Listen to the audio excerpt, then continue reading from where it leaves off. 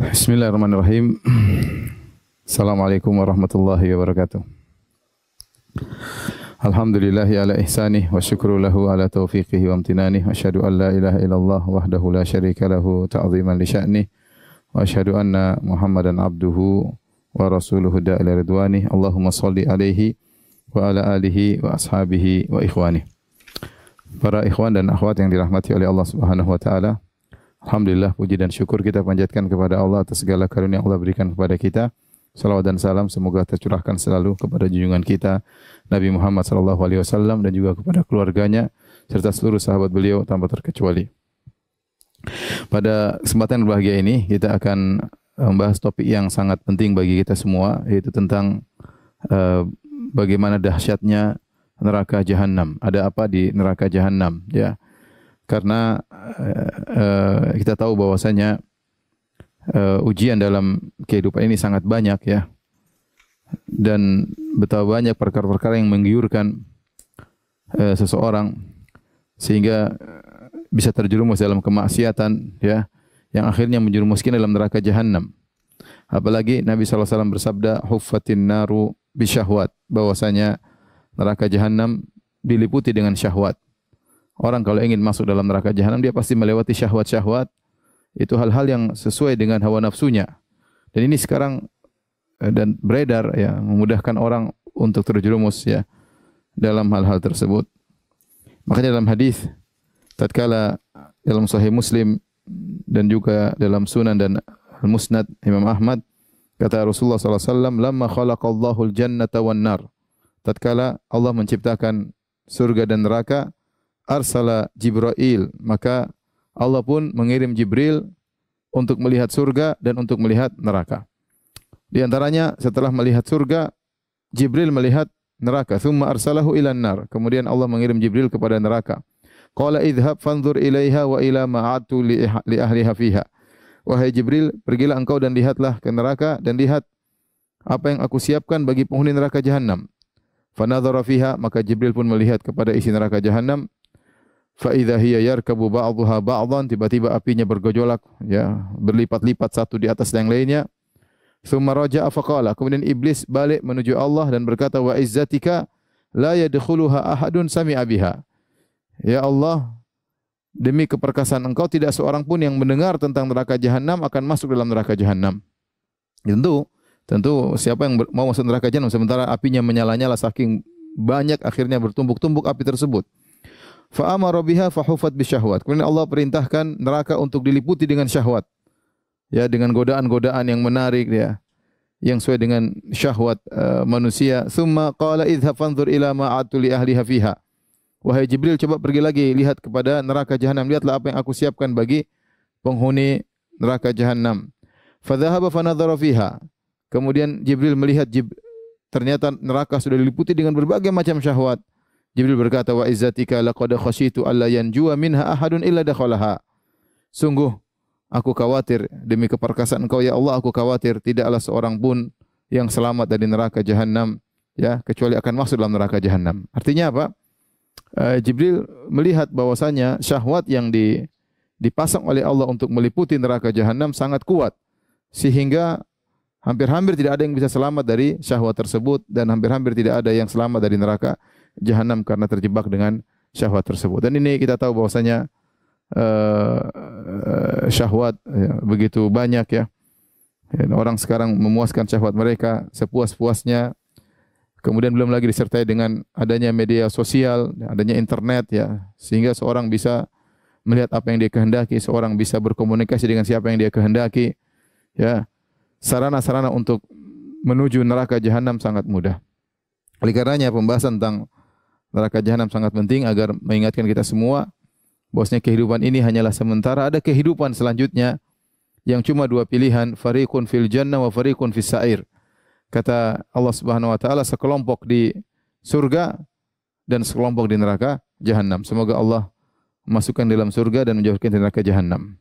Ya, oleh karenanya barang siapa yang diselamatkan dari neraka dan masuk surga, kata Allah Subhanahu wa taala, faman zuhziha anin nari wa udkhilal jannata faqad faz. Barang siapa yang diselamatkan dari neraka jahanam dan dimasukkan dalam surga, sungguh dia telah sukses, sungguh dia telah berhasil.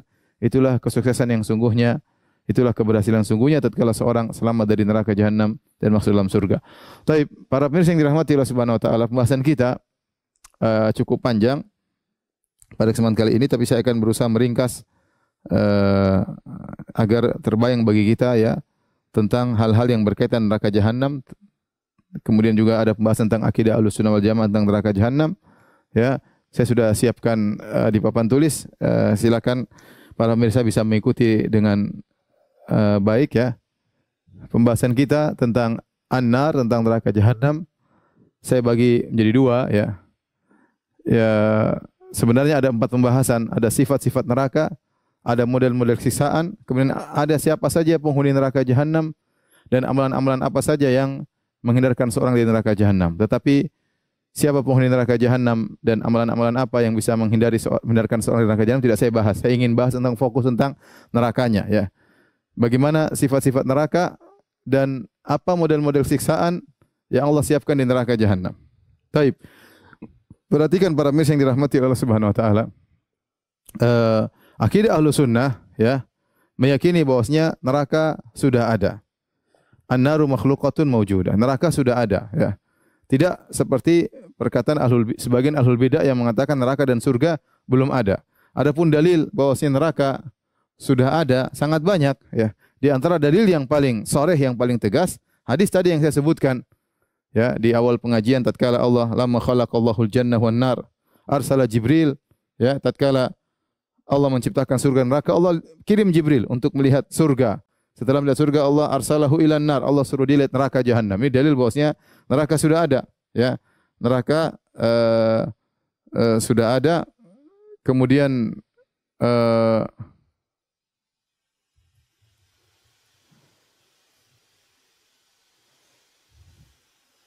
mut tadi. Astaghfirullahaladzim wa atubu ilaih.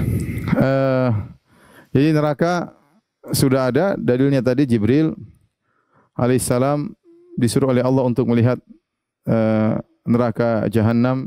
Kemudian Jibril mengatakan hampir-hampir tidak ada yang bisa selamat dari neraka jahanam. Kemudian di antara dalil bahwasanya neraka sudah ada, demikian juga surga juga sudah ada. Ya, Allah mengatakan tentang neraka, "Uiddat lil kafirin," yang kami siapkan untuk penghuni neraka jahanam. Jadi sudah ada, disiapkan. Allah sudah siapkan. Surga juga, "Uiddat lil muttaqin," Allah siapkan bagi penghuni surga, ya. Ya. Di antara dalil juga bahwasanya ketika seorang dimasukkan dalam alam barzah akan diperlihatkan bagi dia, inilah tempatmu di surga, inilah tempatmu di neraka. Maka bagi penghuni surga di alam barzah, dia mengatakan, dia berdoa ingin segera tiba hari kiamat agar dia segera menuju ke surga yang sudah disiapkan untuknya. Adapun penghuni neraka jahanam, maka dia berdoa agar tidak segera tiba hari kiamat karena dia tahu bahwa siksaan lebih pedih sedang menantinya di neraka jahanam. Jadi ada. Adapun mereka yang menolak neraka sudah ada, kata mereka, apa fungsinya neraka ada? Ya, apa fungsinya? Kita bilang itu urusan Allah Subhanahu wa taala, ya. Dan fungsinya sudah ada tadi untuk memperlihatkan kepada para orang-orang di alam barzakh, ya.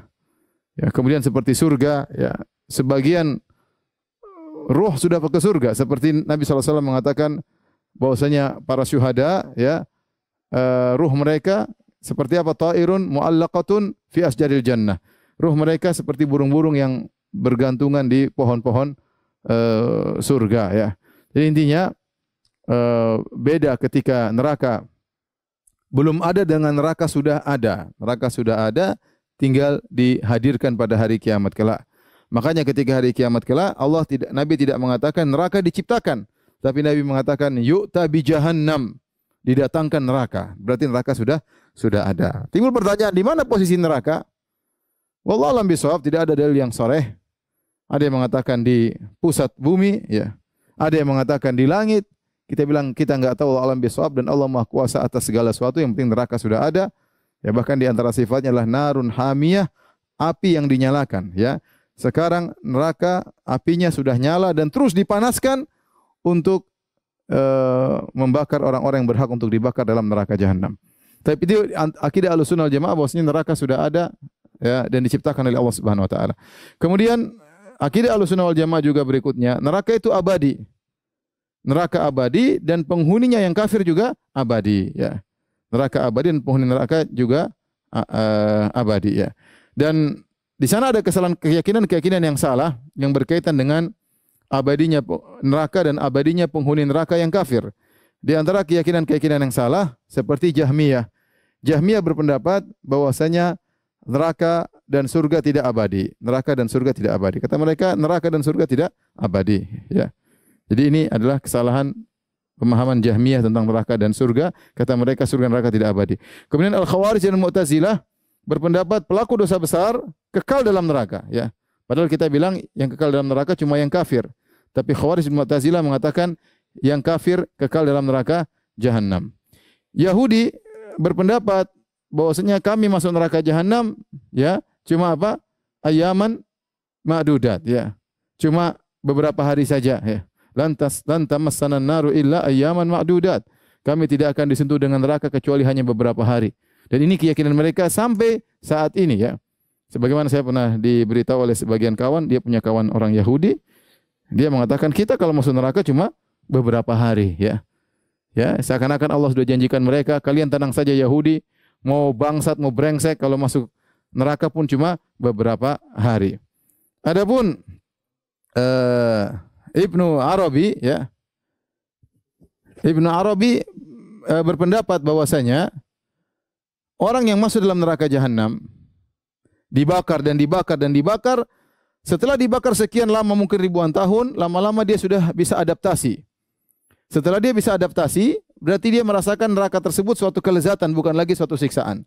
Ini Ibnu Arabi yang memiliki pendapat wahdatul wujud. Jadi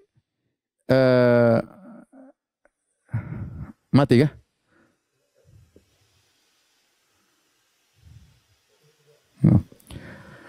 Maka orang-orang Ibnu Arabi berpendapat bahwasanya orang yang masuk dalam neraka Jahannam akan disiksa dan lama-lama dia terbiasa dengan siksaan tersebut dan akhirnya dia akan merasa lezat dengan api neraka Jahannam. Waliyadzubillah, mungkin dia termasuk dari orang-orang tersebut ya.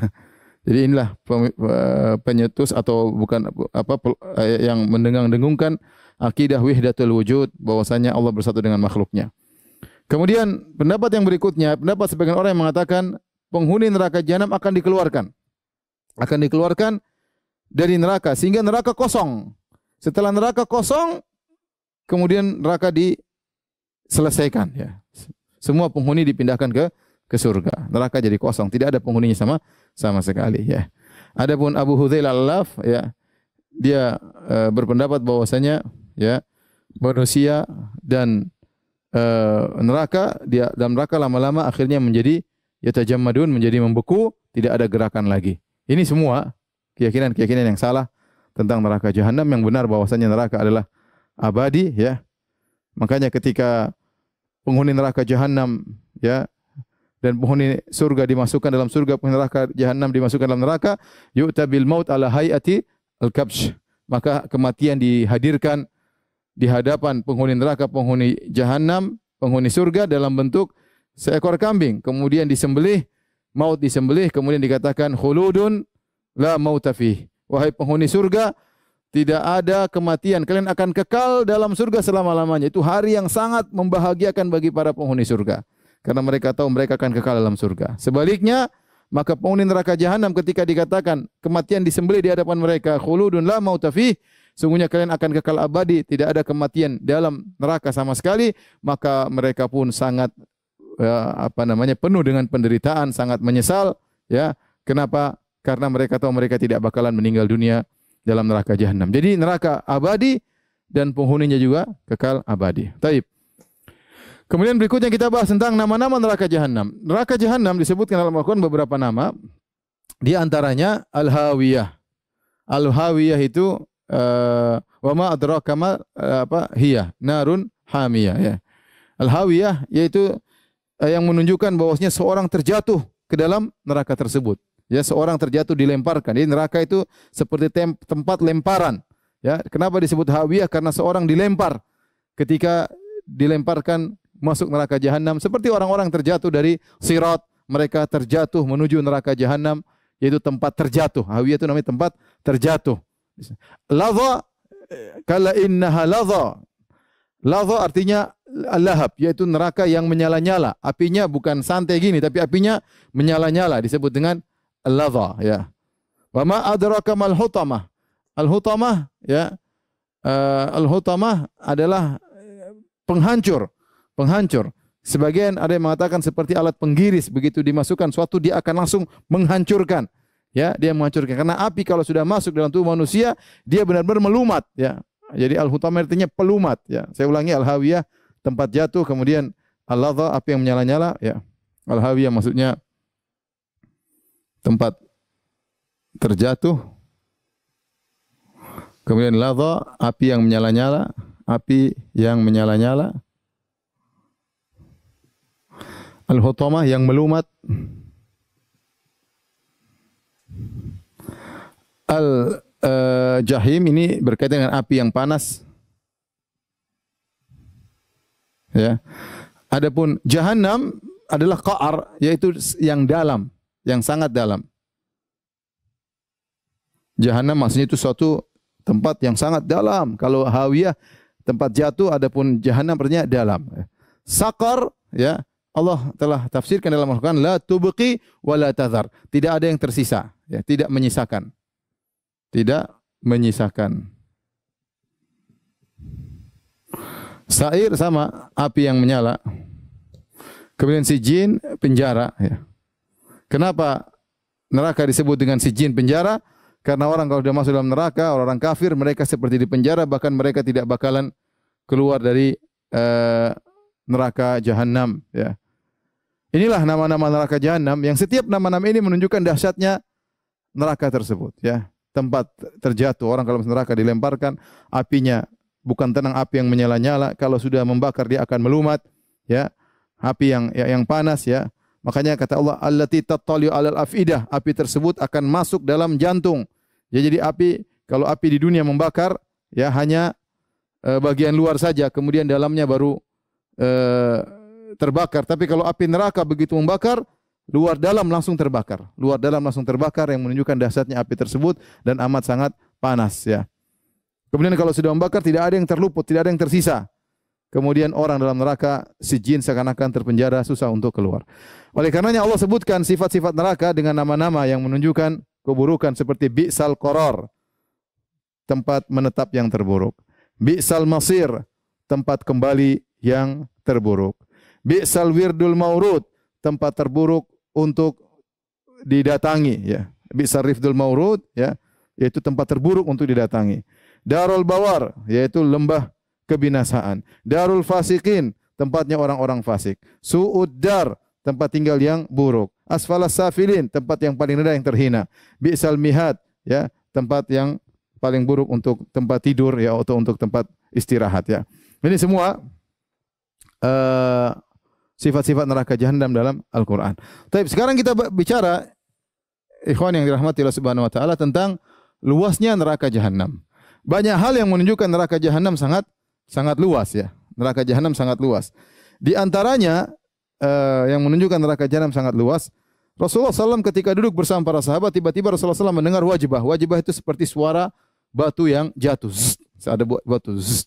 Maka Nabi jelaskan kepada para sahabat bahwasanya itu adalah suara batu yang dilemparkan kepada neraka jahanam mundu sab'ina kharifan, sejak 70 tahun.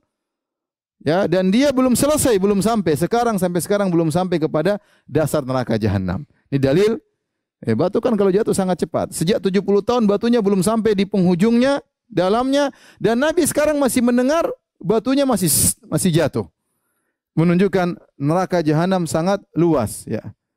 Kemudian di antara dalil yang menunjukkan neraka jahanam sangat luas, ya, neraka jahanam diisi dan dia selalu berkata, hal mim mazid. Ya. Apakah ada tambahan?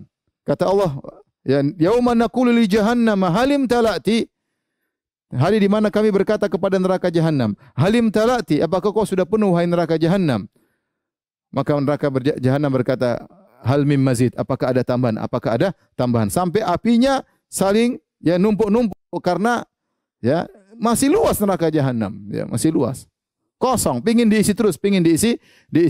Ini menunjukkan luasnya neraka jahanam. Di antara dalil yang menunjukkan luasnya neraka jahanam, dalam hadis Nabi SAW mengatakan, Inna syamsa wal qamara mukawwarani yaumal qiyamati finnar. Bahwasanya matahari dan rembulan dilemparkan pada hari kiamat kelak di neraka jahanam. Kita tahu matahari luasnya kayak apa, rembulan besarnya kayak apa, dimasukkan dalam neraka jahanam. Dimasukkan dalam neraka jahanam menunjukkan neraka jahanam sangat-sangat luas ya. Cukup buat manusia di atas muka bumi semuanya apa? Cukup ya. Sangat luas, tidak ada coupling yang sudah full di neraka jahanam. Ya. Oleh karenanya ini menunjukkan kengerian neraka jahanam karena tempatnya sangat luas. Ya, kemudian juga di antara yang menunjukkan besaran neraka jahanam dalam hadis kata Nabi sallallahu alaihi wasallam, "Yu'ta bi jahannam yaumal qiyamati laha sab'una alfa zimamin, likulli zimamin sab'una alfa malakin yajurrunahu." Ya, kata Nabi sallallahu alaihi wasallam, didatangkan hari kiamat kelak neraka jahanam yang memiliki 70 tali. 70.000 tali dan masing-masing tali ya ditarik oleh 70.000 malaikat menarik neraka jahanam untuk dihadirkan kepada orang-orang kafir atau orang-orang yang berhak untuk masuk dalam neraka jahanam. Berarti ada sekitar 4 miliar sekian malaikat, 4 miliar 900 juta malaikat yang menghadirkan neraka jahanam dan kita tidak tahu satu malaikat besarnya seperti apa. Kalau malaikat Jibril saja dengan sayapnya kemudian mengangkat negeri Sodom di langit kemudian dihancurkan, begitu kuatnya malaikat Jibril, apalagi tidak tahu malaikat yang menghadirkan neraka yang begitu besar kemudian dihadirkan oleh para malaikat. Ini semua dalil bahwasanya neraka jahanam sangatlah luas ya. Kemudian para pemirsa yang dirahmati Allah Subhanahu wa taala, ya kita bahas tentang tingkatan-tingkatan neraka. Neraka bertingkat-tingkat. Ya, makanya Allah berfirman, "Innal munafiqina fid darkil asfali minan nar." Fid darkil asfal. Sungguhnya orang-orang munafik di dasar neraka yang paling bawah, ya. Ya. Lahum darajatun, ya. Walikullin darajatun mimma amilu. Setelah Allah menyebutkan tentang surga dan neraka, Allah mengatakan walikullin darajatun mimma amilu. Walikullin darajatun mimma amilu. Masing-masing ada derajatnya. Derajat di surga ada derajatnya, di neraka ada derajat turun ke bawah namanya darokat. Ya. Jadi Allah Maha Adil. Sebagaimana di surga Allah siapkan bertingkat-tingkat, sebagaimana dalam hadis bahwasanya inna fil jannati ya mi'ata darajah a'addahallahu lil mujahidin fi sabilillah. Sungguhnya di surga Allah siapkan 100 derajat, 100 tingkat yang Allah siapkan bagi penghuni surga. Penghuni surga khusus untuk pintu mujahidin 100 tingkatan. Jadi Allah sangat detail sampai kalau mengklasifikasikan para mujahidin sampai 100 klasifikasi. Menunjukkan Allah detail. Mujahid yang begini, mujahid yang begini. Kata Ibnu Hajar demikian juga pintu-pintu kebaikan yang lain tentang salat, tentang sedekah juga bertingkat-tingkat. Demikian juga kenapa ini konsekuensi dari Maha Adil oleh Allah Subhanahu wa taala ya. Allah tidak akan menyamakan seseorang dengan yang lainnya. Masing-masing berdasarkan tingkat keamalnya. Maka demikian pula neraka.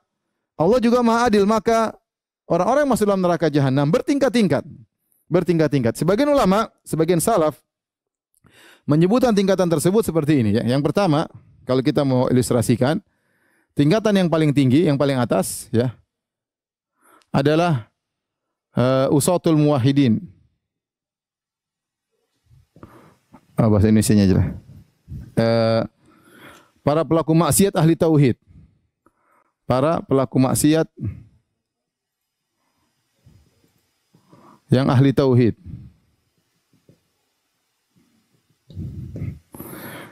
Kemudian setelah itu baru nerakanya orang-orang kafir ya. Narul kuffar.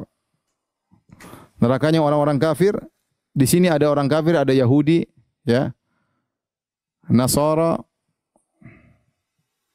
kemudian Sabi'in, kemudian ada Majusi, ya. Baru kemudian yang ketiga adalah nerakanya al-munafiqin, narul al-munafiqin. Nerakanya orang-orang munafik. Jadi ada tingkatan secara umum, ya. Ini tingkatan neraka nomor 1, nomor 2, nomor 3 ya. Yang pertama bahwasanya pelaku maksiat, nerakanya beda dengan nerakanya orang kafir. Nerakanya dia paling tinggi ya. Setelah itu baru nerakanya orang-orang kafir. Orang kafir ada Yahudi, ada Nasara, ada Sabi'in, ada Majusi ya.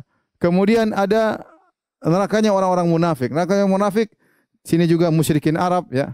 Majusi kemudian musyrikin Arab.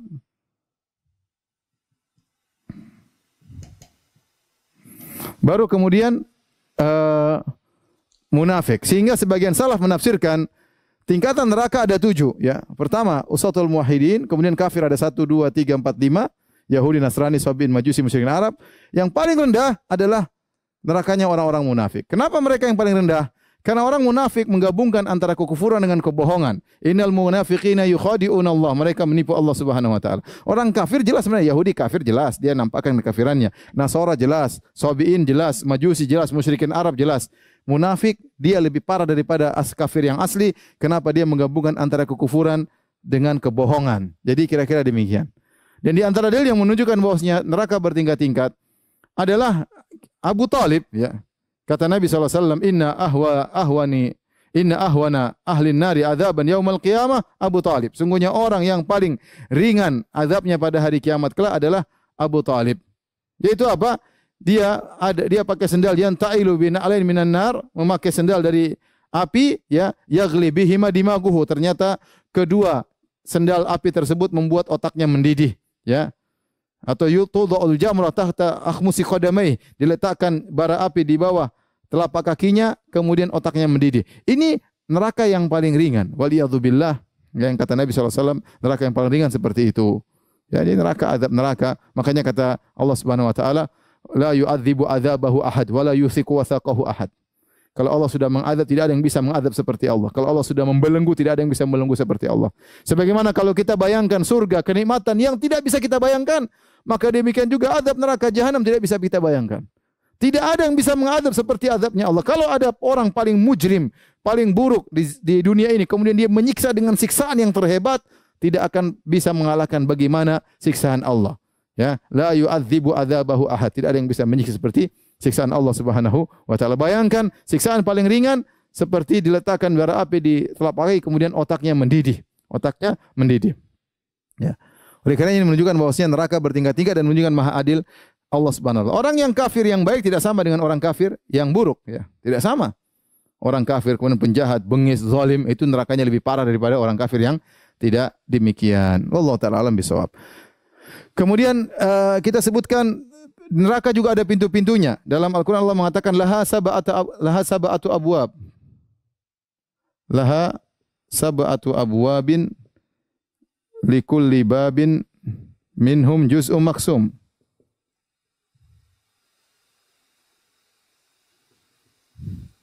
Kata Allah Subhanahu wa taala, neraka itu punya 7 pintu dan setiap pintu sudah ada bagiannya. Sudah ada yang Allah takdirkan, sudah ada Allah yang ini orang-orang neraka lewat pintu sini. Penghuni neraka ini lewat pintu sini. Sudah ada bagian-bagiannya. Ya, yang pintu tersebut wallahu alam bagaimana bentuknya, namun setiap pintu sudah ada bagiannya, orang-orang yang sudah ditetapkan oleh Allah akan masuk dari pintu tersebut, ya, sudah ditetapkan oleh Allah Subhanahu wa taala. Yang pintu-pintu tersebut ditutup oleh Allah Subhanahu wa taala. Ya. Walladzina kafaruhum ashabul masy'amah alaihim narum muqsadah. Kata Allah Subhanahu wa taala, alaihim narum muqsadah. Muqsadah itu apa artinya? Pintunya ditutup. Pintunya dibelenggu ya.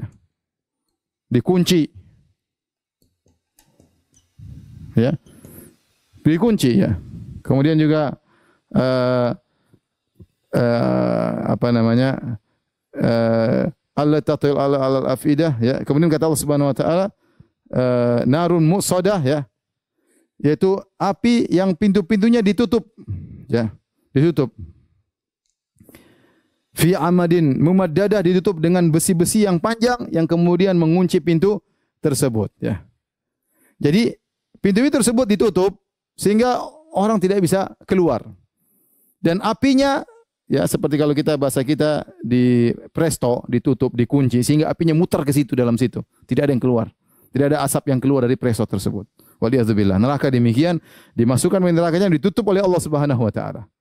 ditutup oleh Allah Subhanahu wa taala sehingga panasnya kembali kepada orang-orang yang dipanggang dalam neraka jahanam tersebut. Kemudian adapun bahan bakar neraka jahanam, kata Allah Subhanahu wa taala, waquduhan nasu wal hijarah.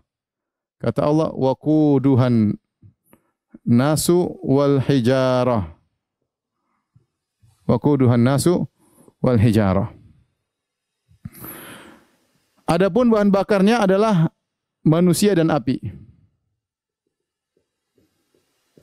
Sebenarnya mengatakan bahwasanya ini menunjukkan dahsyatnya neraka jahanam. Karena kalau kita bicara tentang api yang lain, kalau kita ingin membakar sesuatu, ingin bakar sate, ingin bakar daging atau bakar apapun, kita cari bahan bakar dulu. Bahan bakar dulu, kita kasih bensin atau kasih arang. Setelah kita bakar, baru kita taruh manusia, taruh apa? Waliyadzubillah, kita taruh misalnya daging untuk kita bakar. Adapun neraka jahanam tidak. Ya, dia manusia itu sendiri jadi bahan bakar. Dia terbakar dan dia mengeluarkan api. Ya. Kemudian bahan bakar juga adalah batu. Ya, batu. Ya. Jadi neraka ini api yang spesial. Ya. Dia nyalanya dari manusia itu sendiri menyala. Membakar manusia, dia tidak perlu bahan bakar lain. Manusia itu sendiri jadi bahan bakarnya. Sehingga dia menyala, kemudian membakar dan juga menyala, membakar yang lainnya. Kemudian di antaranya adalah batu. Batu yang dijadikan bahan bakar api neraka, batu apakah itu? Maka tidak ada dalilnya. Tapi para salaf, sebagian salaf mengatakan batu tersebut seperti mereka katakan batu kibrit. Ya, batu kibrit ada yang mengatakan seperti batu bara. Ya, contoh ini sebagai pendekatan saja bagaimana batu bara sangat panas. Kenapa disebut batu? Karena batu itu memiliki beberapa sifat. Ya, dijadikan bahan bakar. Di antaranya suratul iqad, mudah menyala. Ya, mudah menyala, langsung nyala. Ya, ya kalau api mungkin lambat, dia batunya panas dan mudah menyala. Kemudian dia mengeluarkan bau yang tidak enak. Ya, selain dia nyala api, baunya sangat tidak enak. Kemudian yang ketiga, asapnya banyak sehingga panas benar-benar masuk dalam tubuh yang sedang dibakar tersebut. Kemudian menempel. Jadi dia batunya nempel dan membakar, nempel di daging-daging orang yang sedang dibakar oleh Allah Subhanahu wa taala, waliyadzubillah. Makanya disebut kenapa batu?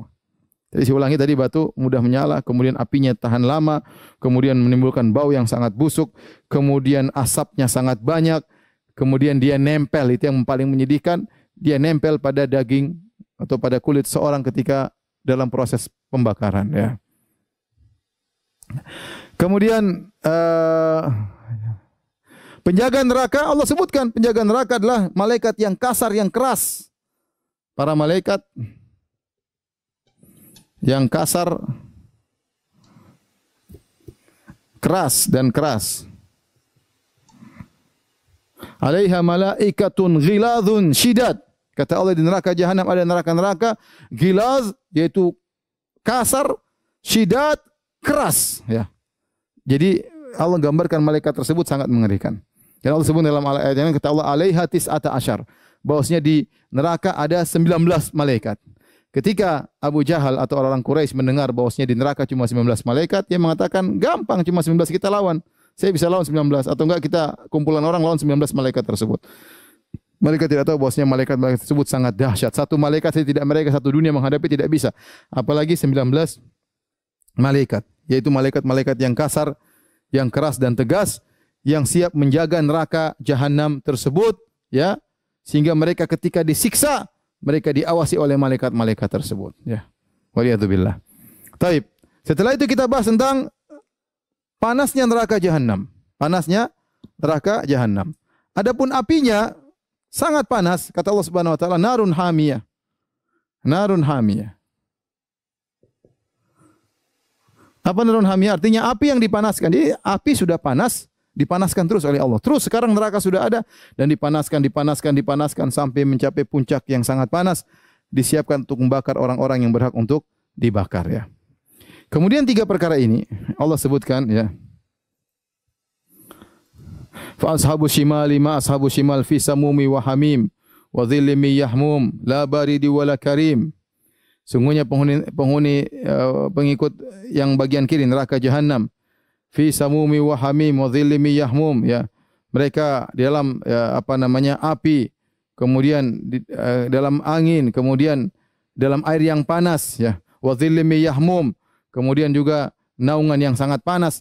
Jadi di neraka ada dua, ada api, ada hal-hal yang tiga perkara ini. Kalau di dunia merupakan sumber dingin, sumber kesejukan. Di dunia tiga perkara ini kita cari kesejukan apa? Cari angin, angin sepoi-sepoi. Kalau enggak kita air dingin, kalau enggak kita ada naungan zil. Tetapi ternyata di neraka semuanya ini sumber panas. Ya. Anginnya panas, airnya hamim. Ya. Kalau diminum melelehkan seluruh anggota tubuh, usus-usus menjadi hancur. Ya. Naungan juga asap yang tebal yang panas. Kalau kita mau bilang kalau seperti kalau di Gunung Merapi ada namanya Wedus Gembel, yaitu api, asap tapi bisa sampai 800 derajat. Kalau mengenai orang langsung hangus. Di neraka juga ada sisaan seperti itu. Bukan sekedar api. Angin yang sepoi-sepoi yang menghembus sangat panas. Airnya juga sangat panas. Ya. Kemudian jangankan airnya, bahkan naungannya asap tersebut sangat panas. Ya, kalau di dunia saja kita lihat Wedus Gembel 800 derajat. Apalagi kalau naungan di neraka Jahannam. Taib. Ini semua kira-kira berkaitan dengan neraka Jahannam. Sekarang kita masuk pada poin kedua tentang model-model siksaan yang bisa dialami oleh para penghuni neraka Jahannam. Ya, model-model siksaan. Taib, di antaranya para misal yang dirahmati Allah Subhanahu Wa Taala, di neraka mereka makan dan minum. Di neraka mereka makan dan minum. Tapi makanan yang Allah siapkan adalah dhari', zakum, wa ta'aman dha gussah, kemudian api. Minuman ada al-hamim, ada gislin, ada gossak. Apa saja ini? Ya. Dhari', sebagaimana Allah sebutkan dalam surat Al-Ghasyiyah, laisa lahum ta'amun illa min dhari'. Ya. Tidak ada makan bagi mereka kecuali ad-dhari'. Ad-dhari' itu kalau di dunia adalah semacam buah yang berduri. Yang kalau dimakan oleh onta maka dia akan kesakitan karena berduri dan tidak enak. Dia salah makan buat dia kemudian kesakitan. Nah, adapun dhari' ya di neraka kayak apa wallahu a'lam bishawab, tapi berduri ya, namanya makan berduri apa enaknya? Dhari'. Kemudian di antara makanan mereka zakum. Inna syajarataz zakum ta'amul athim. Bahwasanya zakum adalah makan orang-orang pendosa pada hari kiamat kelak. Ya, makanya ketika Nabi berbicara tentang zakum, ini kayaknya buah zakum ya. Nabi mengatakan lau anna qatratan minaz zakum qatarat ala ahli dunya la afsadat ala ma'aishihim. Ya, kalau ada satu getah saja, satu tetes getah jatuh dari buah zakum, jatuh di atas muka bumi ini, maka seluruh penghuni bumi akan rusak kehidupan mereka. Kenapa? Bau yang sangat busuk. Saya sering gambarkan misalnya dalam satu rumah, kemudian ada bangkai tikus ya. Kemudian meskipun kita hidup dengan kemewahan, meskipun kita ada kulkas, ada makanan enak, ada hal yang lezat, tapi kalau ada bangkai tikus kita nggak bisa menikmati hidup tersebut. Kenapa? Saking baunya. Nah, Nabi mengatakan kalau ada satu tetes saja dari buah zakum jatuh ke bumi, rusak seluruh penghuni bumi ini, kehidupan mereka rusak. Bagaimana kalau itu jadi makanan mereka? Ya, mengerikan. Waliyadzubillah. Kemudian wa ta'aman dza gussah. Ta'aman dza gussah itu apa? Yaitu makanan yang nyangkut di sini. Gussah itu orang makan tersangkut. Bisa jadi dhari atau yang lainnya. Kalau mereka makan tidak langsung masuk ke dalam perut, nyangkut sini, dan kita tahu kalau ada tulang saja sini kita nggak enak banget. Nyangkut, apalagi makanan nyangkut sini itu sejenis penderitaan. Selain makanan mereka yang sangat tidak enak, sangat busuk dan yang lainnya, kemudian juga nyangkut di leher mereka. Kemudian di antaranya mereka makan api. Seperti firman Allah Subhanahu wa taala, "Innal ladzina ya'kuluna amwalal yatama dzulman innama ya'kuluna fi butunihim nara." Sungguhnya orang-orang yang makan harta anak yatim dengan kezaliman, sungguhnya mereka makan api dalam perut mereka. Seakan-akan mereka makan jamrah, mereka makan sehingga masuk dalam perut mereka. Taib. Timbul pertanyaan, apakah 4 makanan ini adalah santapan mereka sehari-hari? Ataukah berdasarkan tingkatan-tingkatan neraka? Ada khilaf di kalangan para ulama. Ada yang mengatakan, ini makanan, ada suatu di tingkatan api neraka yang hanya makan dhari. Karena Allah mengatakan, laisa lahum ta'amun illa min dhari. Ya. Wala dalam ayat yang lain, wala ta'amun illa min ghislin. Ghislin ini cairan, ya, nanah dan yang lainnya. Jadi dalam ayat Allah mengatakan tidak ada makanan kecuali dhari. Dalam ayat yang lain mereka tidak makan kecuali gislin. Ya, dalam ayat yang disebutkan zakum. Dalam ayat yang disebutkan makanan yang nyantol di leher. Dalam ayat yang lain mengatakan mereka makan bara api dalam perut mereka. Taib. Apakah mereka semua akan merasakan makanan ini? Ada dua pendapat. Pendapat pertama mengatakan masing-masing tingkatan di neraka ini punya makanan khusus. Punya makanan khusus. Ini pendapat. Pendapat kedua tidak. Semuanya mereka akan makan tapi jadwal makannya beda-beda. Ada jadwal makan dhari, ada jadwal makan zakum, ada jadwal makan api dan yang lainnya. Ada jadwal minum hamim, ghuslin dan ghassak. Taib. Intinya mereka akan makan dan minum. Adapun minuman al-hamim, ya. Mereka kehausan ketika di neraka jahanam. Mereka kehausan. Kata Syekh Utsaimin rahimahullah taala, karena mereka begitu lama di padang mahsyar 50.000 tahun di bawah terik matahari yang sangat panas. Sehingga ketika mereka masuk di neraka, mereka dalam kondisi sangat lapar, sangat haus. Sehingga mereka minta makan. Ya.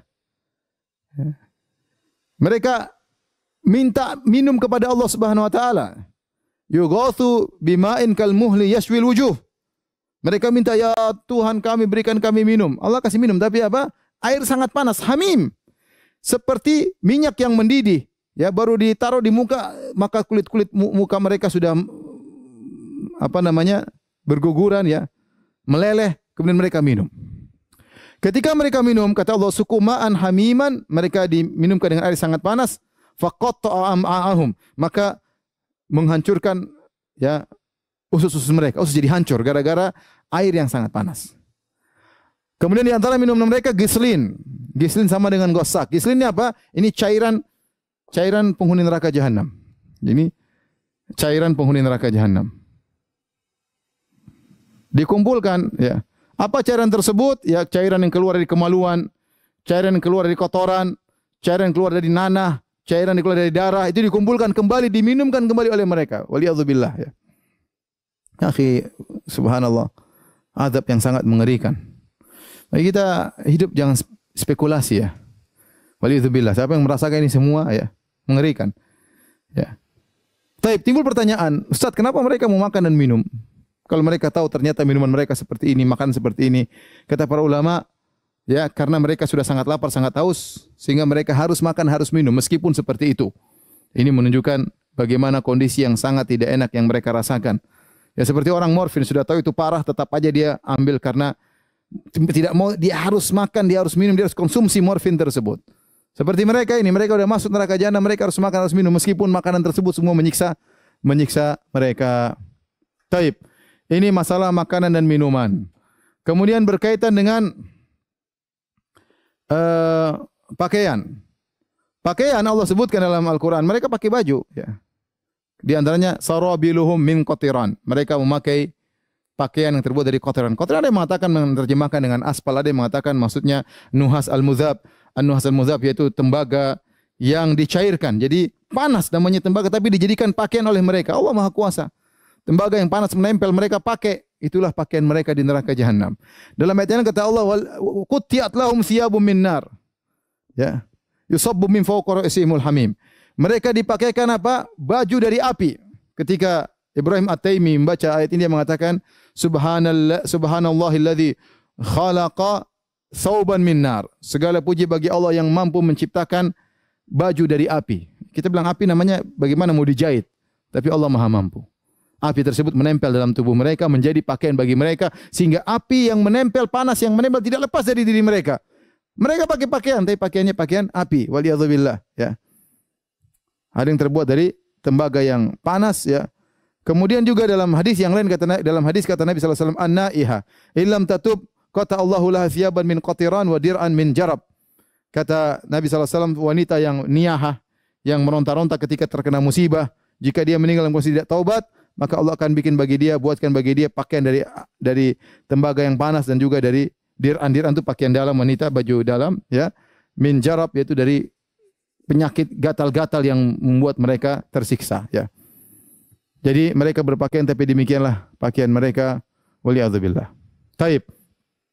Di antara bentuk siksaan yang mereka rasakan, ya, adalah Allah menghanguskan kulit mereka. Kata Allah, kullama nadijat juluduhum baddalnahum juludan ghairaha liyadzuqul azab. Ya. Innal ladzina kafaru bi ayatina sawfa nuslihim nara.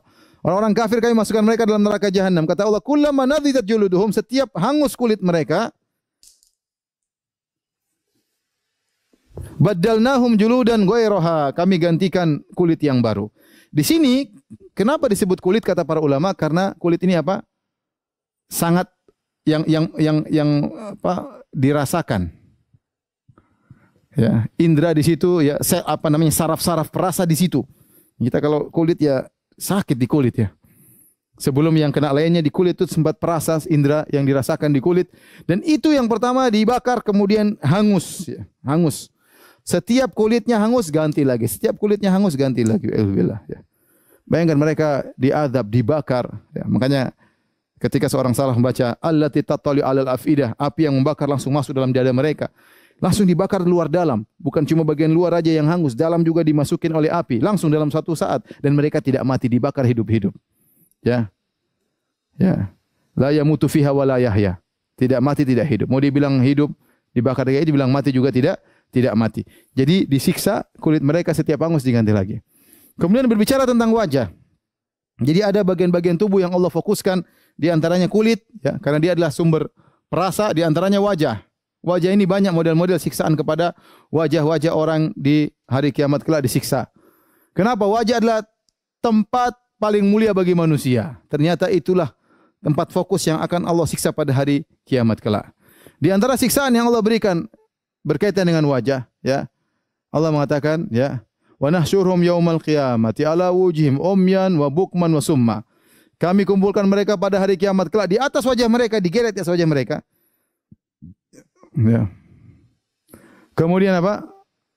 Umyan wa bukman wa summa, dalam kondisi buta, dalam kondisi bisu, dalam kondisi tuli, dipermalukan oleh Allah Subhanahu wa taala. Ya, kenapa waktu masih hidup penglihatannya tidak digunakan untuk beriman? Ya, kemudian mulutnya digunakan untuk ngomong yang tidak benar, telinganya digunakan untuk mendengar yang tidak benar, maka mereka pada hari kiamat dibangkit dalam kondisi demikian. Nanti dibiarkan bicara lagi, tapi ada suatu kondisi di mana mereka dihinakan dengan demikian.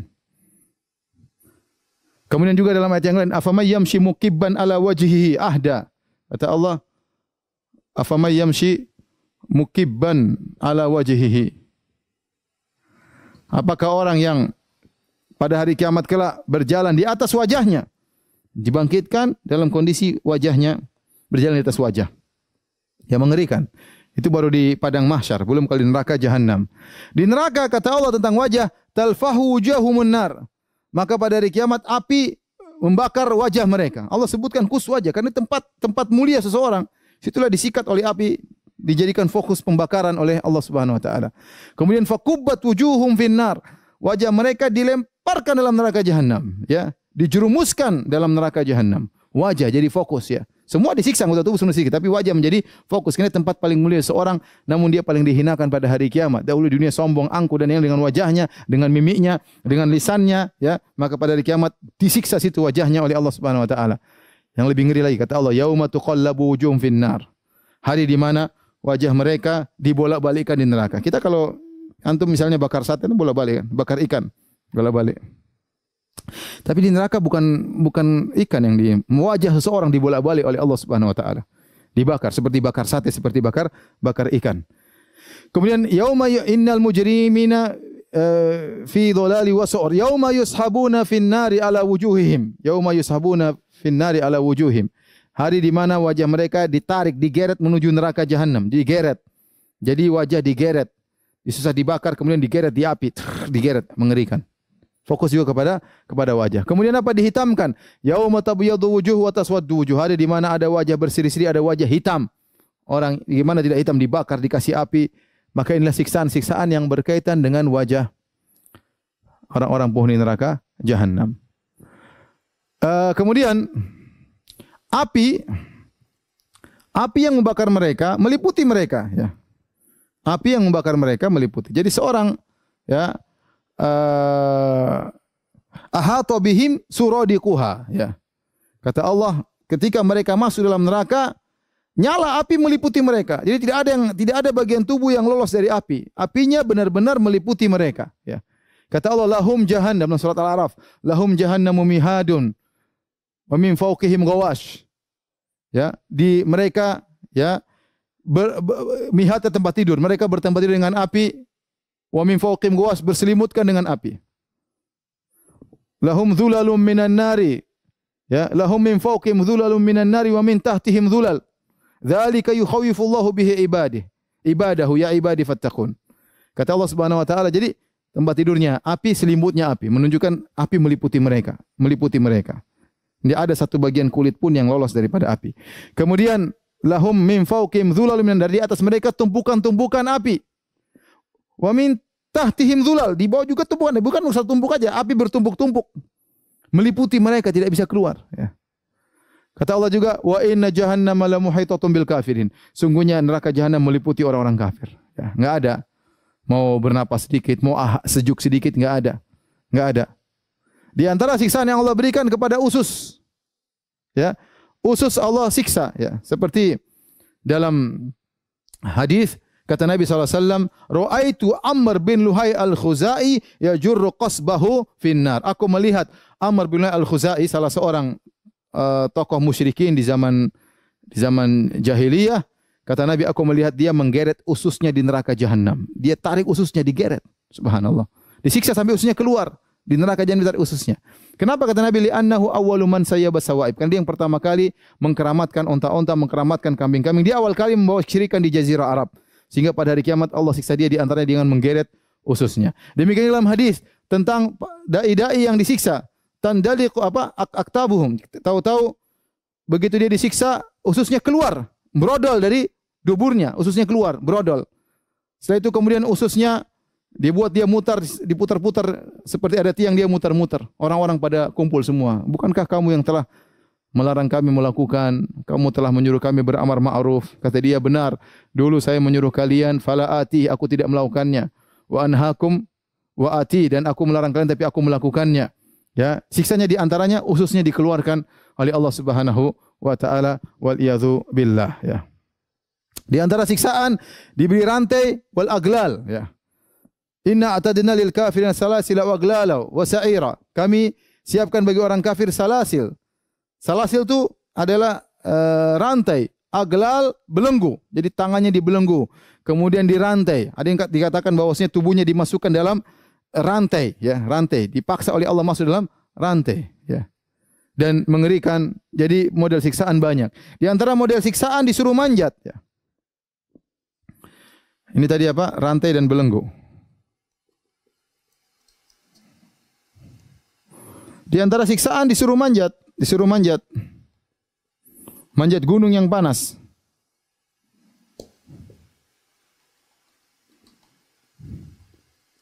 Kata Allah, saurhikuhu sa'uda. Dalam ayat kata Allah, saurhikuhu sa'uda. Allah berbicara tentang Walid bin Mughirah. Kata Allah, aku akan melalahkan dia dengan memanjat. Kata para ulama, dia akan disuruh panjat sebuah pohon, sebuah batu yang sangat panas, disuruh panjat. Kalau dia panjat, maka jari-jarinya meleleh saking panasnya batu tersebut. Tapi disuruh panjat terus. Dibuat lelah terus, lelah untuk manjat. Di antara siksaan ada yang seperti dalam hadis, bagaimana orang yang bunuh diri, man qatala nafsahu bihadidatin, barang siapa bunuh diri dengan besinya, maka besinya pada hari kiamat di tangannya dia tusuk-tusuk dirinya. Ya, ada yang man qatala nafsahu, man tahassa summan faqatala nafsahu. Barang siapa yang minum racun atau konsumsi racun, disiksa pada hari kiamat dengan racun tersebut. Man taradda ala jabalin, barang siapa yang melemparkan diri dari gunung sehingga bunuh diri mati, maka hari kiamat dia akan disiksa di tempat tinggi, dilemparkan ke bawah. Terus begitu disiksa. Jadi wala yu'adzibu adzabahu ahad. Tidak ada yang bisa menyiksa seperti siksaan Allah Subhanahu wa taala, ya. Kemudian mereka menyesal. Tapi tidak ada faedahnya. Wa asarrun nadamata lamma ra'awul adzab. Maka mereka menyesal dengan penyesalan luar biasa kalau mereka lihat azab. Mereka lihat azab, mereka sangat menyesal. Kemudian kata Allah, wa anzirhum yaumal hasrati idz qudiyal amru hum fi ghaflati wa hum la yu'minun. Peringatkanlah mereka tentang hari penyesalan. Ya, pada hari tersebut banyak penyesalan. Menyesal kenapa dulu saya berteman dengan si fulan, kenapa saya mengangkat si fulan menjadi pemimpin. Ya. Inna ata'ana sadatana wa kubara'ana. Dulu kami dunia mengikuti pemimpin kami, menyesal. Ya. Menyesal kenapa dulu tidak ikut kepada Allah dan Rasulnya. Ya. Menyesal dulu, ya, menjadikan si fulan menjadi teman dekatnya. Ternyata teman dekat ini menjerumuskan dalam neraka jahanam. Banyak penyesalan. Menyesal kenapa dulu tidak beriman kepada Al-Quran. Menyesal kenapa tidak mendengarkan yang baik-baik. Penyesalan. Kemudian ini semua kata para ulama siksaan batin. Ya. Ini siksaan batin. Jadi mereka ada siksaan batin, ada siksaan fisik. Ada siksaan batin, ada siksaan fisik. Ya, akhirnya mereka minta mati. Tidak kuat mereka minta mati. Mereka berkata, ya, wa nadau ya Malik liyaqdi alaina rabbuk. Mereka berkata, wahai malaikat Malik, mintakan kepada Allah agar matikan kami. Qala innakum makithun. Tidak bakalan mati. Kalian akan tetap dalam neraka jahanam. Tatkala mereka tidak berhasil minta mati, mereka minta dikurangkan. Wa qala alladhina fin nari li khazanati jahannam ud'u rabbakum yukhaffif 'anna yawman minal adzab. Berkata penghuni neraka jahanam kepada para penjaga neraka, mintalah kepada Rabb kalian yukhaffif 'anna yawman minal adzab, berilah kami keringanan. Mereka tidak bilang liburan, keringanan aja. Siksaannya dikurangi meskipun hanya sehari. Ya, kata tidak ada. Minta mati enggak dikasih, enggak minta keringanan enggak dikasih, minta syafaat enggak dikasih. Apa kata Allah? Fadzuku falan nazidakum illa adzaba. Ya. Fadzuku falan nazidakum fadzuku falan nazidakum illa adzaba.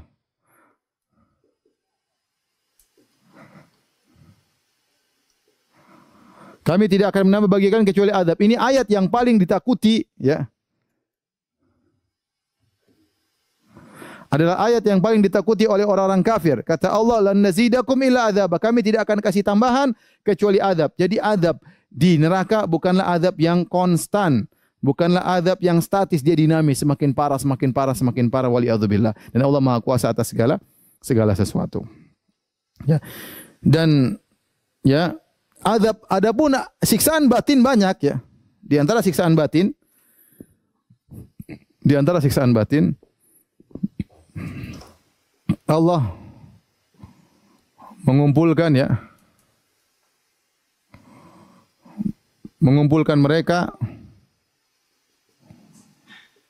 mereka dengan sesembahan-sembahan mereka. Di antaranya itulah hikmahnya kenapa Allah masukkan matahari rembulan di neraka. Matahari rembulan tentu tidak diazab, ya. Matahari rembulan tidak ada salahnya, benda mati. Tetapi dimasukkan dalam neraka supaya para penyembah matahari rembulan semakin pedih. Ini yang mereka sembah ternyata menemani mereka di neraka jahanam. Makanya Allah mengatakan, innakum wa ma ta'buduna min dunillahi hasabu jahannam. Sungguhnya kalian dan apa yang kalian sembah akan dimasukkan dalam neraka menjadi bahan bakar neraka jahanam. Yang kalian dan apa yang kalian sembah. Jadi orang-orang penyembah berhala nanti mereka masuk neraka dengan berhala-berhala. Para pembuat patung yang mereka pahat yang kemudian mereka sembah akan masuk neraka bersama patung-patung tersebut. Orang bikin lukisan kemudian mereka sembah akan dimasuk neraka bersama lukisan-lukisan tersebut. Kalian dan apa yang kalian sembah akan masuk neraka bersama kalian. Waliyadzubillah. Kecuali yang mereka sembah orang-orang soleh. Seperti Nabi Isa alaihissalam yang mereka sembah misalnya. Ya, atau mungkin ada yang menyembah malaikat, maka tidak akan. Tetapi selain itu, ya, maka akan dimasukkan bersama dengan mereka dalam neraka jahanam. Oleh karenanya, yang paling parah bagi mereka tatkala mereka di neraka kemudian iblis berkhutbah ketika itu menyampaikan, ya, nasihat kepada mereka. Inilah akibat perbuatan kalian yang Allah telah sebutkan dalam surat Ibrahim, ya. Inna Allah wa'adakum wa'adal haqqi wa wa'atukum, ya, fa akhlaftukum. Allah dulu telah menyampaikan janji yang benar. Adapun aku janji, aku menyelisih dan seterusnya sehingga mereka semakin menyesal. Ternyata ini sosok yang mereka dulu ikuti ternyata juga dalam neraka jahanam bersama mereka. Waliyadzubillah, ya. Ya, di antaranya banyak, ya, disebutkan bagaimana siksaan-siksaan batin yang Allah sampaikan kepada mereka dan ini menambah mereka dari siksaan yang satu menjadi siksaan yang lebih parah. Waliyadzubillah, ya, para pemirsa yang dirahmati Allah Subhanahu wa taala, ya. Inilah sedikit yang bisa kita sampaikan. Tentunya pembahasan neraka jahanam masih banyak pembahasan. Tetapi secara global inilah gambaran siksaan tentang neraka jahanam dan seperti kita katakan pada surga, seorang menghayal tentang nikmat surga, dia tidak akan bisa mencapai hakikatnya karena ketidakmampuan akalnya untuk memikirkan. Maka demikian juga azab neraka jahanam, mau kita hayalkan kayak apapun, tidak akan bisa sampai pada hakikatnya. Karena Allah mengatakan, la yu'adzibu adzabahu ahad. dan tidak ada seorang pun yang bisa menyiksa seperti Allah, ya, ketika Allah menyiksa pada hari kiamat kelak. Kalau di dunia orang bisa bertafannun, bisa apa namanya, membuat berbagai macam model siksaan, ya, seperti Fir'aun, Dzil Autad. Fir'aun ketika menyiksa orang, dia tarik, misalnya di antaranya dia potong min khilafin, ya, kaki kanan dia potong dengan tangan kiri. Ini dia senang, dia apa namanya, inovasi dalam menyiksa. Atau dia potong tangan kanan dengan kaki kiri, ya, Fir'aun. Atau dia taruh seorang kemudian ditarik tali, letakkan di kaki kanan, tali di kaki kiri, tali di tangan kanan, tali di tangan kiri, kemudian ditarik orang tersebut biar meratoli. Dilakukan oleh Fir'aun.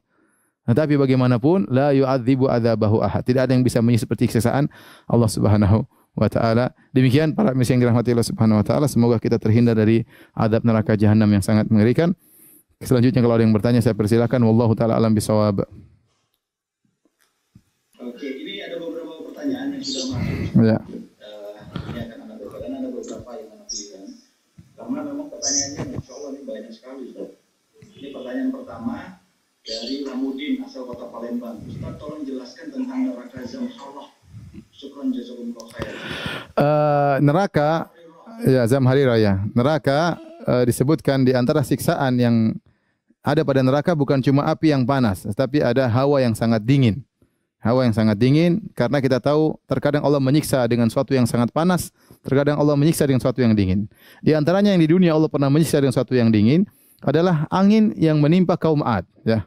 Sarsaran, ya, fi yaumi nahsin mustamir, ya. Jadi Allah berikan kepada mereka angin yang sangat dingin. Api angin tersebut mengangkat mereka, ya, 7 hari atau 8 hari, ya, kemudian diangkat, digoyangkan di udara. Tapi angin tersebut tidak panas, tidak membakar mereka, tapi sangat dingin, menusuk ke dalam tulang-tulang mereka. Dan akhirnya mereka tewas juga di antara sebab mereka tewas karena angin yang sangat dingin tersebut. Di neraka juga demikian, ya. Neraka memiliki api yang sangat panas dan ada siksaan juga dengan angin yang sangat dingin. Ya, di siksaan bermodel-model dalam neraka jahanam. Dan ini sebagian pernah berkata, ini bukanlah hal yang bertentangan antara panas yang dingin. Contoh, kita bicara sederhana, kulkas. Kulkas dalamnya dingin, belakangnya panas. Mudah. Ada mesin yang buat dia panas, tapi dalamnya ternyata sangat sangat dingin. Neraka juga mungkin seperti itu, bisa menyiksa dengan panas dan juga menyiksa dengan dingin. Waliyadzubillah. Baik, silakan. Scroll atas jawabannya Ustaz. Ada lagi pertanyaan dari Sandi Putra. Mohon nasihatnya Ustaz. Bagaimana posisi suami atau orang tua yang tidak bisa menjadi imam atau orang tua bagi istri dan anak-anaknya di neraka? Mengingat dosa istri dan anak-anak ditanggung oleh suami dan orang tua. Sejauh mana tanggung jawab dosa tersebut bila terlepas? Apa cukup sampai anak akhir balik dan setelah mengingatkan istri saja? Jazakallahu khair. Tugas seorang suami atau istri adalah mengingatkan yang lainnya. Suami tugasnya adalah menasihati istri semaksimal mungkin. Makanya Allah mengatakan ku anfusakum wa ahlikum nara. Wahai orang beriman, jagalah diri kalian. Allah tidak titik, masih koma, dan juga jagalah keluarga kalian dari neraka jahanam. Jadi suami bertugas untuk menasihati istri dan juga menasihati anak. Demikian juga Allah berfirman wa'mur ahlaka bis salati wastabir 'alaiha. Perintahkanlah kepada keluargamu untuk salat dan bersabarlah untuk salat, ya. Jadi memang suami punya tanggung jawab terhadap istri dan anak-anak. Bagaimana orang tua juga punya tanggung jawab terhadap anak-anak. Ya, tetapi mereka hanya berusaha menasihati semaksimal mungkin yang mereka nanti kalau dihisab oleh Allah mereka bisa bertanggungjawabkan. Ya Allah, saya sudah nasihati, saya sudah berikan nasihat, saya sudah berikan penuhi keperluan mereka, tapi mereka tetap tidak menurut, mereka tetap membangkang, mereka tetap kafir, mereka tetap musyrik, mereka tetap bermaksiat. Kalau seorang sudah menyampaikan semaksimal mungkin dia dan ternyata keluarganya, istrinya tidak mendengar atau suami tidak mendengar, maka ya tidak jadi masalah. Dia tidak akan diazab oleh Allah Subhanahu wa taala, tidak akan menanggung dosa orang lain. Wala taziru waziratu wizra ukhra. Seorang tidak akan menanggung dosa orang lain, ya, tidak akan menanggung dosa orang lain kecuali dia punya andil dalam timbulnya dosa tersebut. Itu baru dia bertanggung jawab, ya. Misalnya dia yang mengajari anaknya untuk bermusik-musikan, dia yang mengajari anaknya untuk kemudian ke bioskop, itu baru dia tanggung jawab. Apa kerusakan yang muncul akibat itu dia tanggung jawab, kecuali dia bertobat, menasihati anaknya. Tapi kalau dia sudah berusaha menasihati anaknya, dia ajak ke pengajian, kemudian dia beri ujangan-ujangan, anaknya tetap kafir, anaknya tetap bermaksiat, maka dia tidak menanggung dosa mereka. Lihatlah Nabi Nuh alaihissalam tidak menanggung dosa istrinya yang kafir dan tidak menanggung dosa anaknya yang kafir. Sebagaimana Nabi Lut tidak menanggung dosa istrinya yang kafir, ya. Ya karena sebagaimana Imra'atu Fir'aun, ya, istrinya Fir'aun tidak menanggung dosanya Fir'aun.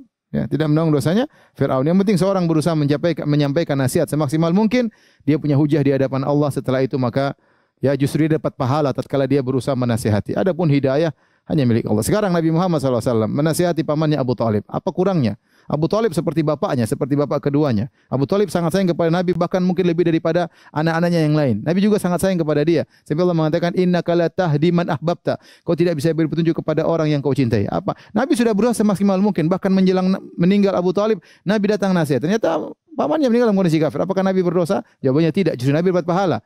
Karena hidayah di tangan Allah Subhanahu wa taala. Jadi tugas kita di dunia ini hanyalah nasihati.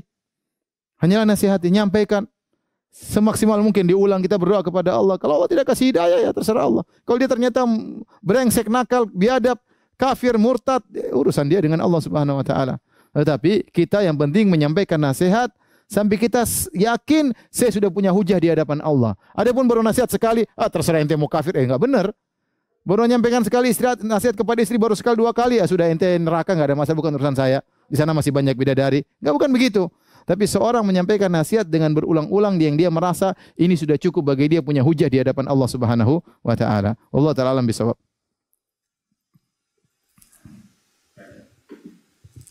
Baik, Ustaz, atas jawabannya. Demikian tadi yang bertanya telah dijawab oleh Ustaz. Kita masih ada beberapa waktu lagi ya Ustaz. Ya, silakan. Pertanyaan dari Ayu Puspitasari. Assalamualaikum Ustaz, izin tanya, apakah orang yang telah berhijrah akan masuk neraka juga karena dosa sebelumnya? Soalnya pernah dengar dari orang, kalau kita masuk neraka dulu, dibersihkan baru masuk surga.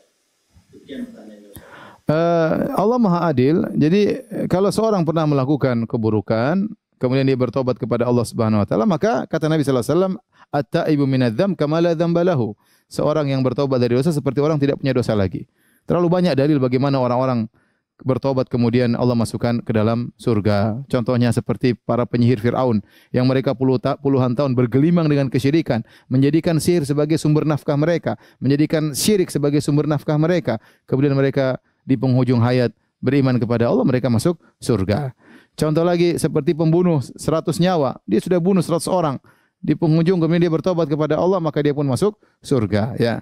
Allah berfirman, "Qul ya ibadiyalladzina asrafu ala anfusihim la taqnatu min rahmatillah. Innallaha yaghfiru dzunuba jami'an innahu huwal ghafurur rahim." Wahai hamba-hambaku yang bergelimang dalam maksiat, janganlah kalian putus asa dari rahmat Allah. Sungguhnya Allah mengampuni dosa-dosa, ya, dan sungguhnya Allah Maha Pengampun lagi Maha Penyayang. Yang dimaksud oleh mungkin kawan Anda yang bertanya bahwasanya kalau orang punya dosa di azab dulu neraka baru masuk surga, itu kalau ternyata dia tidak bertobat. Dia bertobat. Kemudian ketika ditimbang di akhirat ternyata timbangan keburukannya lebih berat daripada timbangan kebaikannya. Maka dicari selisihnya, ya.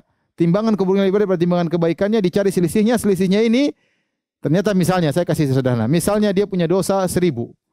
Ternyata pahala yang dia lakukan 700. Berarti ada selisih 300 dosa ini. Apa yang dilakukan oleh Allah kepada 300 dosa ini? Bisa jadi Allah ampuni, terserah Allah. Wa yaghfiru liman yasha wa yaghfiru liman yasha. Innallaha la yaghfiru asyraka bihi wa yaghfiru liman yasha. Ya, kata Allah Subhanahu wa taala, Allah tidak mengampuni dosa-dosa syirik dan Allah wa yaghfiru ma duna dzalika liman yasha, dan Allah mengampuni selain dosa kesyirikan bagi yang Allah kehendaki. Jadi saya ulangi, misalnya 300 sisa dosanya tadi 300, maka bisa jadi Allah ampuni kalau berkehendak. Kalau Allah tidak berkehendak mengampuni, bisa jadi Allah buka pintu syafaat, ada yang kasih syafaat sehingga dia tidak jadi masuk neraka. Kalau semua sudah tertutup, pintu tidak ada lagi sarana, maka dia diazab. Diazab tidak akan kekal, ya, karena surga adalah darut tib, surga itu adalah tempat yang bersih. Tidak ada yang bisa masuk kecuali orang yang bersih. Maka 300 dosa ini harus dia disiksa entah berapa ribu tahun, entah berapa tahun, berapa puluh tahun, terserah Allah Subhanahu wa taala. Nanti baru Allah masukkan dalam surga. Ini berlaku bagi orang yang tadi saya katakan. Adapun orang di dunia yang dulu bermaksiat kemudian berhijrah, dia bertobat, maka selesai. Yang masa lalu telah diampuni oleh Allah Subhanahu wa taala jika dia bertobat dengan tobat yang sesungguhnya. Allah alam bisawab.